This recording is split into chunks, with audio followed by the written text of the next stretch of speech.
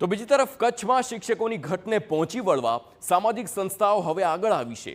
કચ્છની જાણીતી સામાજિક સંસ્થા સર્વ સેવા સંઘ દ્વારા અનોખી પહેલ કરવામાં આવી। સંસ્થા દ્વારા મુન્દ્રા તાલુકાની વિવિધ શાળાઓમાં 150 શિક્ષકોની નિમણૂક કરવામાં આવી છે।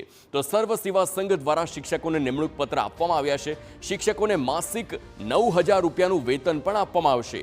સર્વ સેવા સંઘ દ્વારા જ્ઞાન જ્યોતિ યોજના હેઠળ શિક્ષકોની ભરતી કરવામાં આવી છે। તો આજથી મુન્દ્રા તાલુકાની સરકારી શાળામાં 150 શિક્ષકો બાળકોને અભ્યાસ કરાવશે। મહત્વનું છે કે જિલ્લા સરકારી પ્રાથમિક અને માધ્યમિક શાળાઓમાં શિક્ષકોની ઘટને ધ્યાનમાં રાખી આ નિર્ણય લેવામાં આવ્યા છે।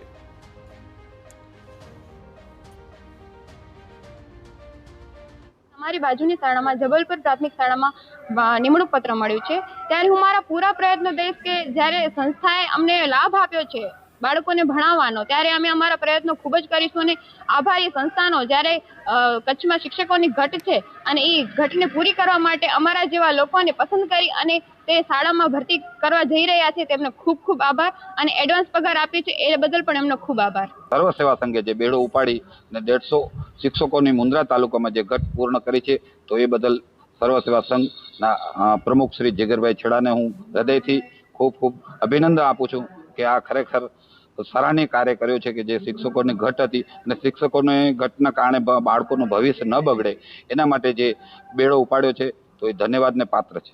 આજે અમને ખૂબ આનંદ છે। સર્વ સેવા સંઘ સંસ્થા દ્વારા સરકાર સાથે સહયોગમાં રહી અને અમે મુન્દ્રા તાલુકાની તમામ સરકારી શાળાઓમાં 150 શિક્ષકોની નિમણૂકો આપેલી છે। જે રીતે માનનીય નરેન્દ્રભાઈ મોદી સાહેબ અને માનનીય ભૂપેન્દ્રભાઈ પટેલ સાહેબની સરકારે કચ્છ માટે સ્પેશિયલ 2500 શિક્ષકોની નિમણૂકો કરી છે, પણ એ પ્રક્રિયાને સમય લાગે એ સમય દરમિયાન વચ્ચે ગાળામાં શિક્ષકોની અમે આ નિમણૂકો કરી છે। 9000 રૂપિયા વેતન નક્કી કર્યું છે।